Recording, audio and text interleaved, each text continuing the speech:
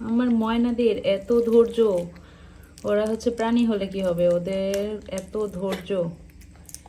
মানে আমি অসুস্থ একটু, ওর খিদা লাগছে 1 ঘন্টা আগে, আমি খেতে দিতে পারি নাই, বসে বসে অপেক্ষা করতেছে দুইজনই। এত খিদা লাগছে ওদের আমি বুঝতেছি, কিন্তু বাসার কারোর কাছে কোনো আবদার না, শুধু মাম্মার কাছে আবদার। না মা, এখন এই যে সামুদ্রিক সুরমা মাছ দিয়ে ভাত মেখে দিলাম, এখন খাবে আম্মা। না গোল গোল করে দিব, তাহলে খাওয়া ভালো হবে। আমি একটু অসুস্থ আর ওদের এত খিদা লাগছে, আমি শুধু মাছ খেতে দিয়েছি, যে ভাত মাখতে আমার একটু কষ্ট লাগছে, আমি উঠতে পারছিলাম না।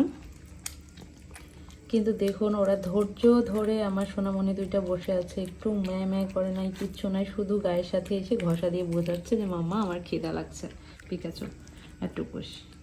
তা না, না খাও খাও, সোনা পাখি দুইটা